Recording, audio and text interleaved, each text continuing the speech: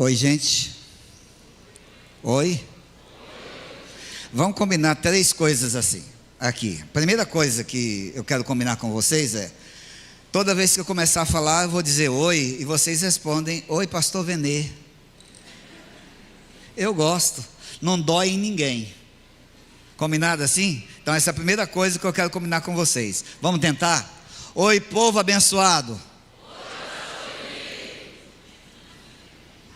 A segunda coisa que eu quero combinar com vocês é que durante essa semana vocês tragam a Bíblia. Eu vou usar a Bíblia. Então vocês não trarão a Bíblia à toa. Eu quero que tragam a Bíblia. Eu até diria, traga uma caneta, porque eu vou usar muita Bíblia e alguns versos que talvez você precisa assinalar na palavra. Então, traga a Bíblia. Tenha a Bíblia consigo. Terceira coisa que eu quero combinar com vocês, vamos orar. Não é uma semana de oração? Então, se é uma semana de oração, eu quero convidar a igreja para a gente orar essa semana. Então, por favor, orem por mim. Eu estarei orando por esta igreja esta semana. Mas mais que isso, eu gostaria que vocês tivessem em mente o nome de 2, 3 amigos especiais, por quem você tem uma preocupação especial, que você quer ver nos céus, que quer ver preparado para o encontro com Jesus. Quem sabe essa é a oportunidade que você tem para convidar esse amigo para vir à igreja com você durante essa semana. Então vamos orar. Você tem um amigo especial por quem você gostaria de orar essa semana? Deixa eu ver as mãos. Quantos de vocês? Olha aí, a maioria levantou a mão. Então vamos de fato orar. Vamos fazer dessa semana uma semana especial de oração. Orem também pela juventude desta igreja. Quantos são jovens aqui dos 16 aos 30 anos de idade? Deixa eu ver. Quantos jovens têm essa faixa etária? 16 a 30 anos. Por favor, fica de pé. Fica de pé. Na igreja adventista, essa é a faixa etária jovem. Quando a gente fala de semana de oração jovem, a gente está falando desse público aí. 16 a 30 anos. Eu fiz 31 ontem. Já era. Sinto muito. Esse é o público. Então, moçada linda que está de pé, é você que eu quero aqui cada noite dessa semana. Eu me preparei para falar para vocês pensando em você. Então venham essa semana. E deixa eu dar um recado especial para você, jovem. Compreenda o seguinte: a igreja não é um restaurante. A igreja não é um restaurante onde você entra, pede o cardápio, escolhe o que comer. Se a comida lhe satisfez, você sai falando bem. Se a comida não lhe agradou, você sai falando mal. A igreja é uma cozinha experimental, onde todo mundo que entra tem que colocar o avental. Você tem uma parte. Você é a igreja. Então se envolva mais, participe mais. Esta semana eu escolhi o tema Pense de Novo. Coloca na tela para mim, por favor. E a palavra-chave é essa que está aí na tela: pense. Eu trabalhei esse tema há algum tempo, eu venho pensando nisso. Aí eu recebi um convite o ano passado para fazer uma semana universitária no UNASP no início desse ano, no mês de abril. Eu disse: esse é o tema que eu vou falar lá no UNASP. Então, com esse tema aí, eu fiz um acróstico. Para cada letra, um tema específico. Dentro dessa temática, em cada tema tem um princípio que eu vou abordar. Só que aqui eu estou ampliando essa temática e eu vou ter que encaixar outros temas, porque lá no NASP eu tratei esses 5 temas aí, um 6º tema no sábado. E então eu ampliei, eu tinha salvo aqui uma outra página, eu ampliei os outros temas, não aparece aqui, eu salvei o arquivo errado. Mas há uns 10 anos mais ou menos, eu li esse livro aí, e tem 2 capítulos assim maravilhosos, mas desse livro eu só peguei o título para usar com vocês. Aí eu peguei e entrei em contato com esse livro aqui, A Mente do Espírito, a visão de Paulo sobre a mente transformada. Quando eu peguei o livro, eu disse: opa, está aqui, de repente é o que eu quero dizer. Mas é um livro complexo, teológico, profundo. Eu disse: não dá para usar, então não vou usar praticamente nada desse livro. Aí eu me deparei com esse outro livro aqui, é um dos meus autores favoritos, onde ele diz: sendo quem eu quero ser. E alguma coisa que eu vou lhes apresentar esta semana eu tirei desse livro aí. Tem esse outro livro, eu vou usar muito do que está no conteúdo desse livro. Vou usar também, inclusive hoje, este livro aqui. Os 5 primeiros capítulos desse livro são extraordinários, e eu estarei usando alguma coisa também essa semana com vocês. Eu vou usar esse livro aqui. É um livrinho que deveria ser livro de cabeceira de todo jovem adventista.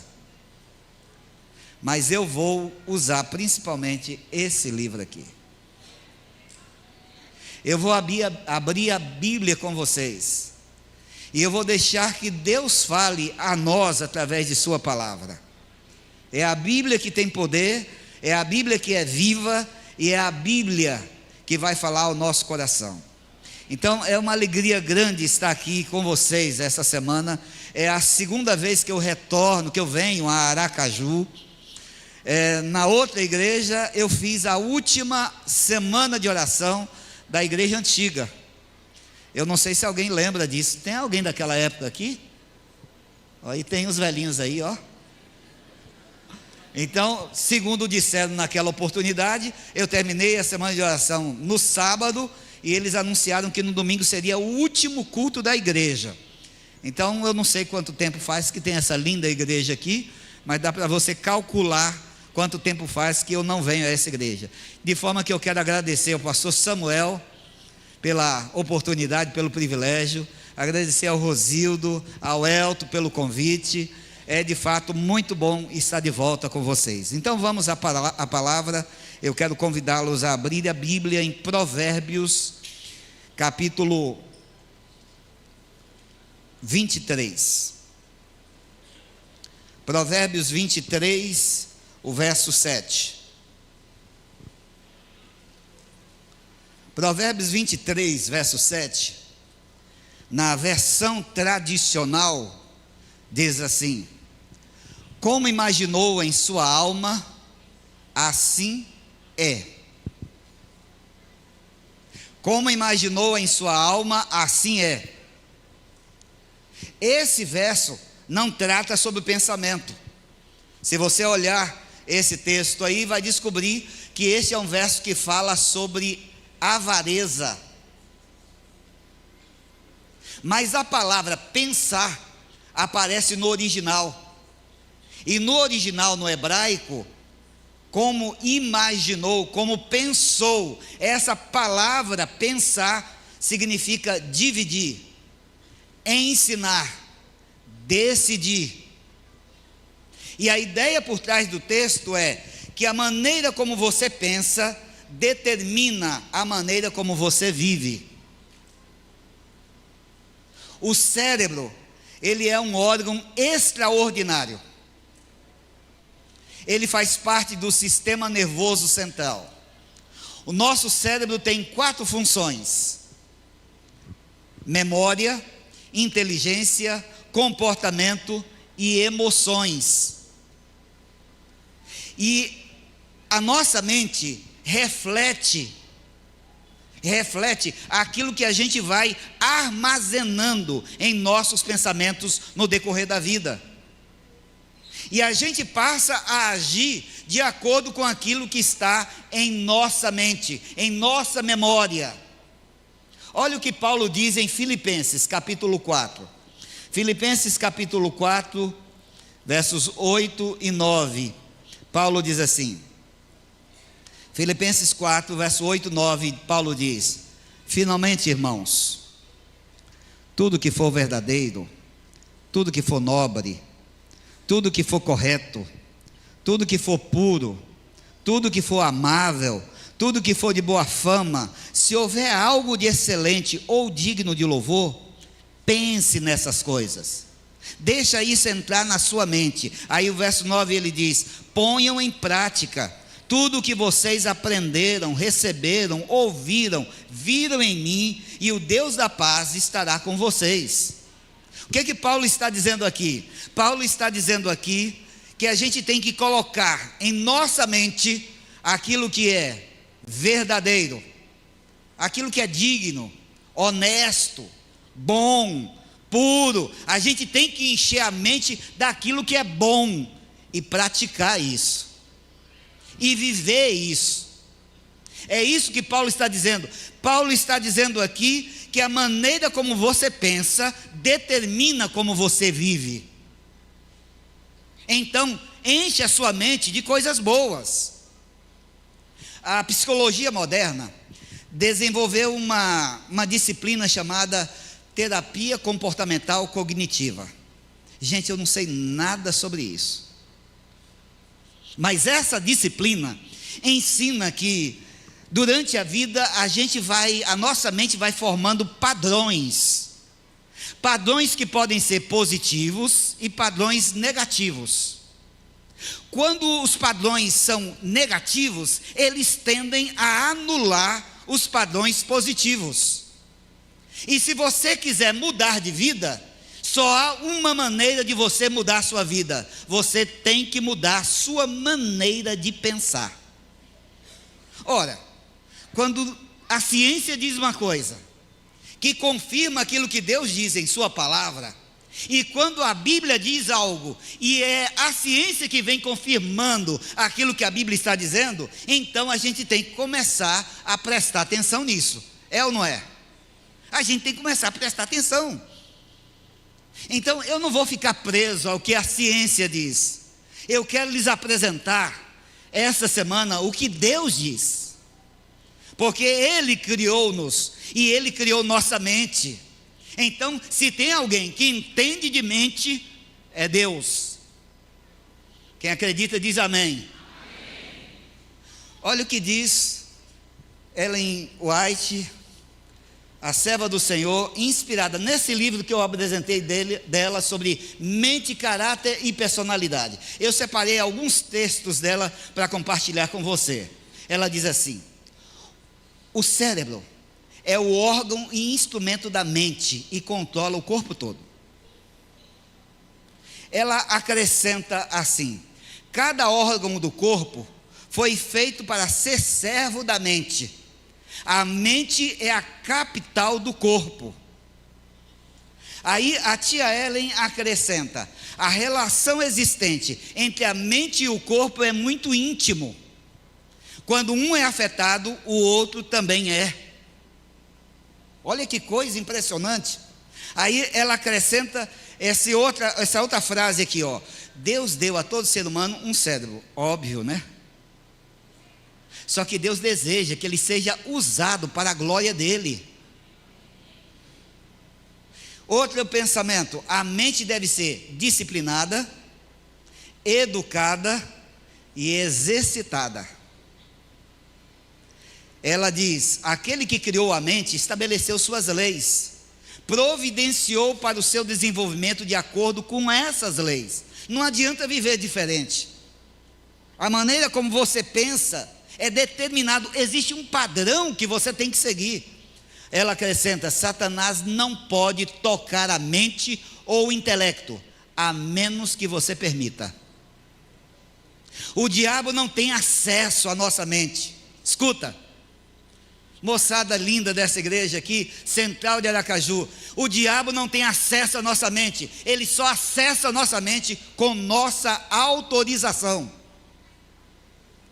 Ela diz ainda: todas as faculdades da mente devem ser postas em uso e aperfeiçoadas, a fim de que homens e mulheres tenham uma mente bem equilibrada. Uma vida em equilíbrio tem que ver como você cuida da sua mente, dos seus pensamentos. E aí ela acrescenta: a mente controla o homem todo. Todas as nossas ações, boas ou más, têm sua origem na mente. E por fim, ela diz assim: tratar com mentes humanas é a obra mais bela e ao mesmo tempo a mais difícil dada a mortais. Então veja, que atrevimento da minha parte. Eu vou esta semana abordar a obra mais bela e a mais difícil que foi dada aos mortais. Eu vou falar sobre como Deus age em nossa mente. E para início de conversa esta manhã, eu quero lhes dizer esta manhã que a nossa mente é um campo de batalha. Nós estamos numa guerra, e o campo de batalha é a nossa mente. Você ganha ou você perde pela forma como você pensa. Hoje no mundo, nós estamos enfrentando duas grandes guerras. O mundo está enfrentando duas grandes guerras. Uma lá na Ucrânia, que vocês têm acompanhado, e outra lá na faixa de Gaza, na Palestina. Duas grandes guerras. Toda guerra coloca lado a lado duas forças desproporcionais. A guerra na Ucrânia já dura há mais de 2 anos. O poderio militar da Rússia é muito maior do que da Ucrânia. Se não recebesse ajuda externa, a guerra já estaria consolidada, já estaria vencida. Mas a Ucrânia tem recebido força externa. Quando você olha lá para a faixa de Gaza, é ainda mais claro essa discrepância. O Hamas atacou Israel, Israel foi para cima, e se não fosse por ajuda externa, Israel já teria aniquilado o Hamas. A guerra coloca forças desproporcionais. Então deixa eu lhe dizer esta manhã que nós estamos em guerra. É uma guerra desproporcional. Se você não acredita na guerra, você já é um perdedor. Então, se estamos em guerra, nós temos que estar alerta ao que está acontecendo à nossa volta. Basta parar e a gente vai perceber que a guerra não está acontecendo lá fora, a guerra está acontecendo aqui dentro. Aqui dentro. Quer ver? Vou perguntar retoricamente, não precisam responder. Você sente que se irrita com muita facilidade? Você percebe que às vezes você quer fazer o que é certo e não consegue? Você não quer se preocupar, mas você se preocupa? Você tem medo de alguma coisa? Você quer ter uma conexão íntima com Deus, mas você não consegue manter uma regularidade? Pronto, é isso que eu estou falando. Você está a sua mente é uma zona de guerra. Você está numa batalha permanente. E o apóstolo Paulo, para falar dessa batalha, em Efésios capítulo 6, ele descreve a batalha desta maneira. Efésios capítulo 6, verso 12. Paulo diz assim, Efésios 6, verso 12, Paulo diz assim: pois a nossa luta não é contra seres humanos, mas contra os poderes e autoridades, contra os dominadores deste mundo de trevas, contra as forças espirituais do mal nas regiões celestiais. Queridos, a gente não pode ignorar esta batalha. Compreenda o seguinte: o seu adversário não é seu cônjuge, seu adversário não são seus pais, seu adversário não são seus filhos, não é seu chefe. Seu adversário, a Bíblia dá nome para ele. Nós estamos numa guerra espiritual, e nosso inimigo se chama diabo, Satanás, acusador dos irmãos, cão dos infernos. Ele é o nosso inimigo. Escuta isso: o diabo, nosso adversário, Ele é um inimigo invisível. E a missão dele, a Bíblia diz, é roubar, matar e destruir. O diabo odeia você com ódio mortal. Ele não quer que você conheça Deus. Ele não quer que você conheça Jesus, porque ele sabe que se você conhecer a Jesus, você vai amá-lo. E ao amá-lo, você vai querer servi-lo. Então ele vai procurar fazer tudo para manter você longe, afastado do maior amor do universo. Porque ele sabe que se você experimentar do amor que ele oferece, você será uma nova criatura. Então ele procura nos vencer, nos mantendo distante dessa força de poder, dessa fonte de poder. E como é que ele faz isso? Ele mente. Ele mente o tempo todo. Essa é a arma dele. No Evangelho de João, no capítulo 8, Evangelho de João, capítulo 8, verso 44, da metade do verso para o final. João 8, verso 44, diz assim. João 8, verso 44, a Bíblia diz assim: pois não há verdade nele. Quando ele mente, fala a sua própria língua, pois é mentiroso e pai da mentira. João 8, 44. Ele é pai da mentira. A única vez que a Bíblia diz que o diabo é pai de alguma coisa, é para dizer que ele é pai da mentira. Ele mente. Ele mente. Ele mente sempre. E ele faz isso de forma bem sutil. Quer ver? Faz assim, ó. Você faz alguma coisa excelente, faz alguma coisa bem feita. Você próprio se sente realizado com o que fez. A primeira pessoa a bater no seu ombro é ele. Ele chega assim, jogou duro, hein? Olha, ninguém faria melhor do que você. Mentira. Você começa a namorar. Conhece uma garota, conhece um rapaz, começa a conversar, começa a namorar. Daqui a pouco ele chega e começa a sussurrar em seu ouvido que vocês só serão felizes se dormirem juntos. Mentira. Você não quer, perdeu o namorado deu fora em você. Aí você fica arrasada ou arrasado. Aí ele vem e chega do lado e ele começa a sussurrar em seu ouvido que, olha, ninguém vai querer você. Olha quem você é. Mentira. Você não quer ceder diante da pornografia. Aí ele vem e sibila em seu ouvido que está todo mundo vendo. Qual é o problema? Você resolve depois. Mentira.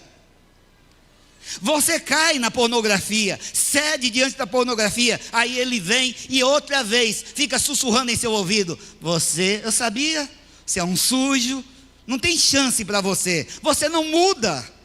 Mentiras do diabo, o diabo mente, ele mente sempre, e quando ele mente, ele nos mantém presos, prisioneiros de nossos próprios pensamentos. E ele acaba nos escravizando.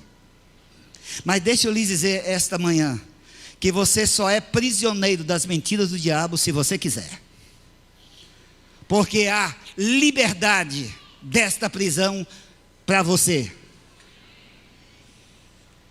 Mas o diabo quer nos manter prisioneiros, e a gente começa a acreditar nas mentiras do diabo desde a infância.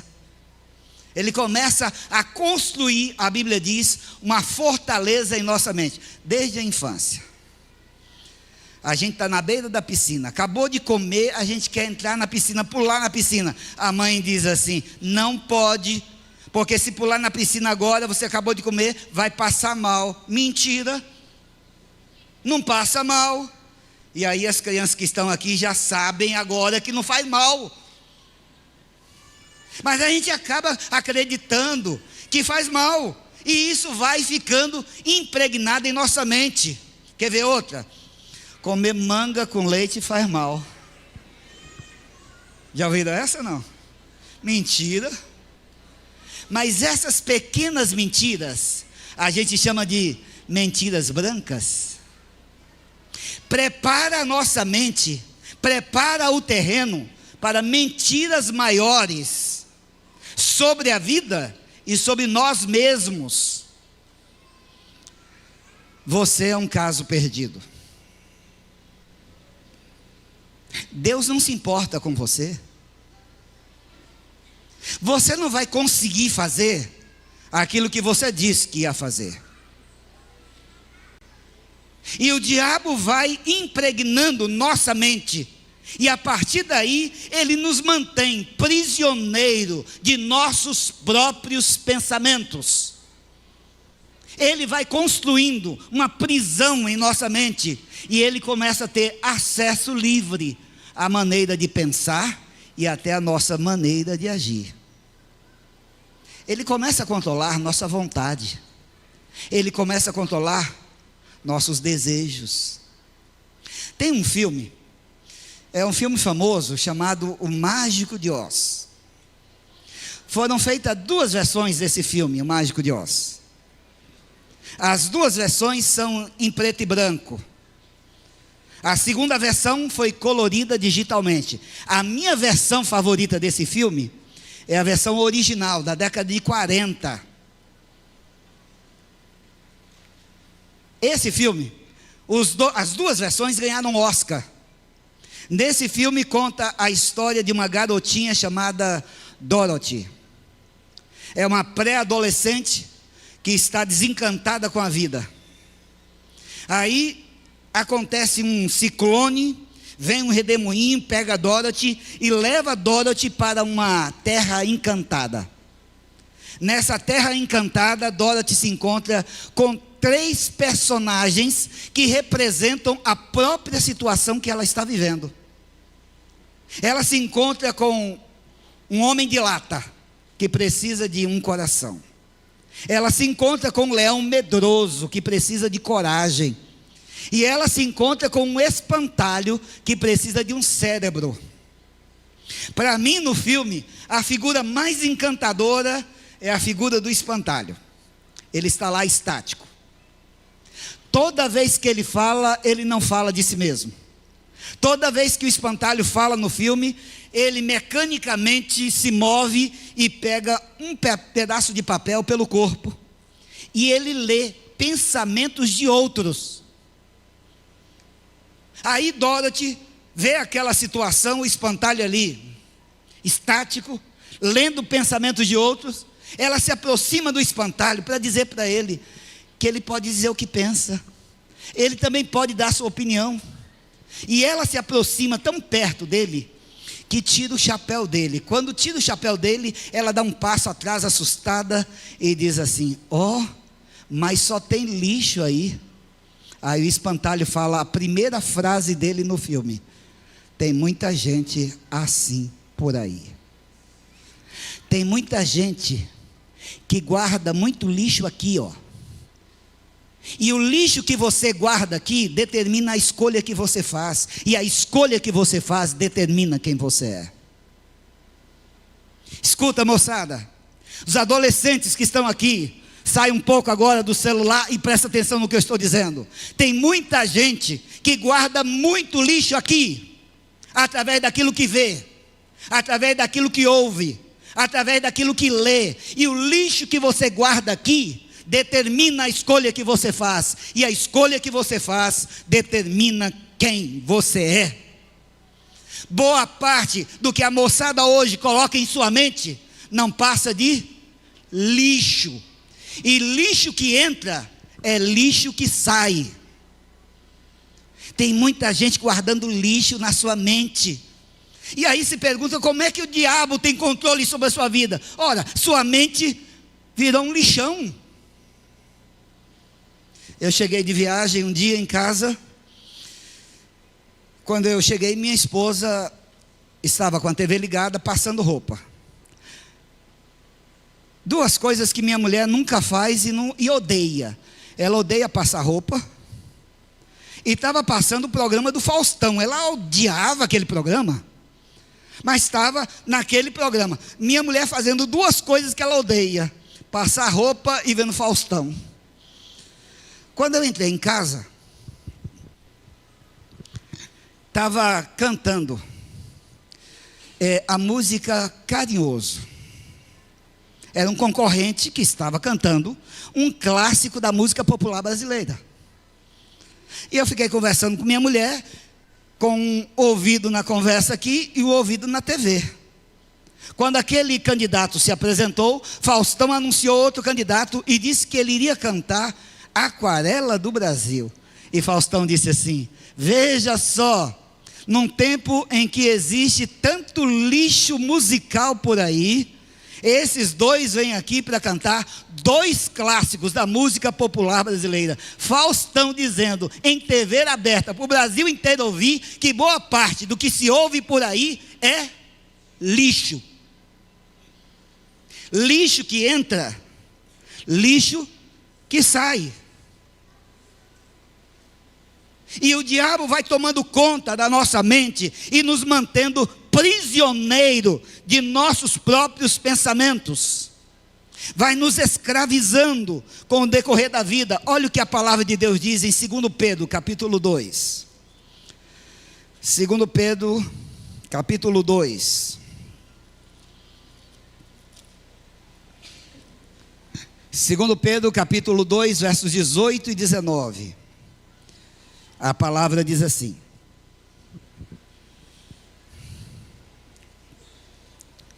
pois eles, com palavras de vaidosa arrogância e provocando os desejos libertinos da carne, seduzem os que estão quase conseguindo fugir daqueles que vivem no erro. Prometendo-lhes liberdade, eles mesmos são escravos da corrupção, pois o homem é escravo daquilo que o domina. Escuta, o homem é escravo daquilo que o domina. Aquilo que domina você, escraviza você. Mantém você como escravo. O cérebro humano é uma estrutura extraordinária. Foi criado por Deus de forma extraordinária, incrível. Escuta, moçada, tudo aquilo que entra furtivamente pelo canal privado de nosso ouvido, entra e vai para o nosso cérebro, e de repente vai determinando as nossas escolhas, sejam elas positivas, sejam elas negativas. Olha que coisa interessante. O diabo sabe disso. E olha o que o diabo faz. O diabo, ele vai trabalhando, criando uma via neural em nossa mente. Dizem que no Alasca só tem 2 estações: o inverno e o mês de julho. O mês de julho é o mês do degelo. O gelo derrete e os carros vão passando, e dizem que à medida derrete o gelo, mas continua muito frio, e o carro passa pelas rodovias, e aquela lama que vai formando, vai se amontoando de um lado e do outro da rodovia, e de repente aquela lama vai congelando do lado, e a lama congela de um lado, congela do outro, e congela por baixo de onde os carros passam. Então vira uma parede de um lado, uma parede do outro, e uma pequena parede no meio. Os carros só têm aquela via para passar. Dizem que no Alasca tem placas nas rodovias que dizem assim: escolha bem a via por onde você vai transitar, porque você vai ficar nela nos próximos 100 quilômetros. Escuta isso. O diabo, ele não tem acesso à nossa mente, mas ele vai construindo vias neurais. E como é que ele faz isso? Ele faz isso desta maneira. Presta atenção. A base de nosso tronco cerebral, ele tem um nome. É chamado de sistema de ativação reticular. Gente, eu não sei nada sobre isso, eu li. Sistema de ativação reticular. Qual é o papel desse sistema? Ele pega todas as informações que a gente recebe e ele classifica. E ele classifica e agrupa por relevância e por similaridade. Isso é ótimo. Isso é maravilhoso. Porque isso facilita a vida. Vai agrupando as informações de forma que se torna mais fácil as nossas escolhas. A gente começa a perceber o que é que nos dá prazer. Mas o problema é que esse sistema de ativação reticular, ele é enganoso. Ele não arquiva somente coisas boas. Ele também arquiva aquilo que não presta. Então, tudo aquilo que você vê, tudo aquilo que você ouve, tudo aquilo que você lê, tudo aquilo que você escuta, ele vai arquivando e vai criando uma via neural em seu cérebro. E daqui a pouco você começa a ficar preso, você não consegue sair dessa via. O diabo conseguiu criar na sua mente, sem que você percebesse, uma fortaleza que mantém você escravo do pecado, escravo, prisioneiro de seus pensamentos. E ele faz isso e vai dominando você. É por isso que formar novos hábitos não é uma coisa fácil. Lembra quando você aprendeu a dirigir? A maioria daqui sabe dirigir. Mas quando a gente está aprendendo a dirigir, você acelera mais do que deve. Você freia bruscamente. Você quer ir para a direita, vai para a esquerda. Hoje é simples, é fácil. Por quê? Porque você construiu uma via útil no seu cérebro, na sua mente. Você não pensa para poder dirigir. Se tornou fácil, simples, porque seu cérebro criou uma via mental. O diabo também sabe disso, gente. E da mesma forma que a gente cria vias mentais positivas, o diabo vai nos dando oportunidades para criar vias mentais negativas. E ele vai assumindo o controle de nossa mente e de nossa vida. Bem, mas tem uma saída. Amém? Tem uma saída. A saída é: para toda via neural negativa que o diabo construiu em nossa mente, você pode substituí-la com as verdades de Deus. Eu vou falar disso na segunda-feira. É meu tema na segunda-feira. Como é que Deus faz a substituição da mentira pela verdade? Meu tema da segunda-feira. Mas esta manhã eu quero lhe dizer que há uma saída à nossa disposição, porque nenhum de nós precisa ser escravo do pecado. Nós encontramos liberdade e vida plena em Jesus Cristo. Eu quero ler uma sequência de textos com vocês. Eu não vou explicar, mas vou ler 4 textos com vocês. Vocês estão comigo? Estão comigo? Faz assim para eu ver que você está comigo. Então vamos lá, Lucas capítulo 6, verso 45. Lucas 6, 45. Diz assim: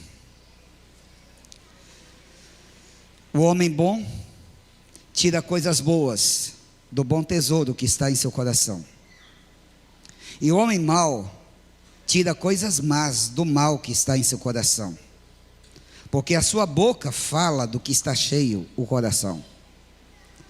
O coração não fala, o coração não pensa, o coração não sente. Está falando da mente aqui. Mateus capítulo 15, versos 19 e 20. Mateus capítulo 15, verso 19 e 20 diz assim: pois do coração, da mente, saem os maus pensamentos, os homicídios, os adultérios, as imoralidades sexuais, os roubos, os falsos testemunhos, as calúnias. Tudo sai de onde? Do pensamento, da mente. Lixo que entra, lixo que sai. Essas coisas tornam o homem impuro. Ezequiel 38, verso 10. Ezequiel 38, verso 10. Ezequiel 38, verso 10 diz assim: assim diz o soberano, o Senhor: naquele dia virão pensamentos à sua cabeça, e você maquinará um plano maligno. Um plano maligno não é elaborado da noite para o dia, mas você vai alimentando os seus pensamentos, e você começa a maquinar o mal. Pastor, e não tem saída? Tem, glória a Deus que tem saída. 2 Coríntios, capítulo 10, verso 5. 2 Coríntios, capítulo 10, o verso 5. Verso 3 até o verso 5. Esse vai ser meu tema amanhã. Mas eu quero convidar você para ler esse texto bem devagar. É a saída de Deus da prisão de nossos pensamentos. A palavra diz assim: pois embora vivamos como homens, não lutamos segundo os padrões humanos. As armas com as quais lutamos não são humanas. Ao contrário, são poderosas em Deus para destruir fortalezas. Destruímos argumentos e toda pretensão que se levanta contra o conhecimento de Deus, e levamos cativo todo pensamento para torná-lo obediente a Cristo. Sabe, queridos, nós estamos numa guerra. Ah, pastor, não estou nem aí para essa guerra. Bem, você já é um perdedor. O diabo, a principal arma que ele usa é a mentira. E a estratégia dele é nos convencer de que ele não existe. Porque ele sabe que no momento que você não acredita que ele existe, sua mente está aberta e acessível para as ações dele. Aí ele semeia sementes de dúvida, de desespero, de preocupação, de depressão, de ansiedade, de pecado, qualquer coisa que ele quiser. Mas a gente não tem que ficar pensando apenas na batalha. Nós temos que começar a pensar mais naquele que luta ao nosso lado. Precisamos compreender que nessa batalha nós não estamos sozinhos. O vencedor vence por nós. Então temos que colocar nossa mente levando cativo aquele que é todo poderoso. Porque se o Filho do Homem vos libertar, verdadeiramente sereis livres. Você não luta com a sua força, porque você é um fraco. Você luta com a força daquele que é todo poderoso. Tudo posso, tudo posso, tudo posso. Faça de Jesus a sua força. O grupo vai cantar agora. E enquanto esse louvor você vai ouvindo, que fala de Jesus como um amigo pessoal, um amigo que está a seu lado na caminhada, eu quero desafiar você a reconhecer que você não pode lutar sozinho. E você convide Jesus para estar ao seu lado nessa caminhada e fazer de você um vencedor. Enquanto você estiver ouvindo, sentir que é para você que Deus está falando esta manhã, durante o louvor vai ficando de pé, fazendo uma decisão que só você sabe. Cada um tem uma batalha diferente da outra aqui. Então fica de pé. Você não está sozinho nessa batalha. O vencedor está ao seu lado. A vitória dele é a sua vitória. Eu sei que teus olhos estão voltados agora para este lugar. Tu conheces a cada um de nós. Tu sabes a guerra que está sendo travada agora em nossa mente, em nosso coração. Nós queremos te servir, mas nem sempre conseguimos. Nós queremos fazer tua vontade, Senhor, mas há uma batalha. Queremos ir para um lado e o pecado nos puxa para outro. Senhor, nós não queremos viver como escravos. Nós queremos a plena liberdade que só Jesus pode oferecer. Então, eu sei que o diabo construiu, ergueu fortalezas em nossa mente, mas nós queremos substituir essas fortalezas hoje, esta semana, pelas verdades de tua palavra. Nós queremos ter controle sobre nossas emoções, nós queremos ter controle sobre nossos desejos, nós queremos ter controle sobre a nossa vontade. Ó Deus, trabalhe em nossa mente a partir de agora, para que comeces a vencer a batalha por nós, para que a tua vitória seja a nossa vitória, e então, como vencedores, possamos cada dia nos parecer mais com o nosso divino modelo. Abençoa esta querida igreja, abençoa a juventude desta igreja, faça-nos que em Cristo nós sejamos mais que vencedores. Dá-nos tua bênção, fica conosco, eu te peço no nome santo e poderoso de Jesus Cristo, meu precioso Salvador. Amém. Amém.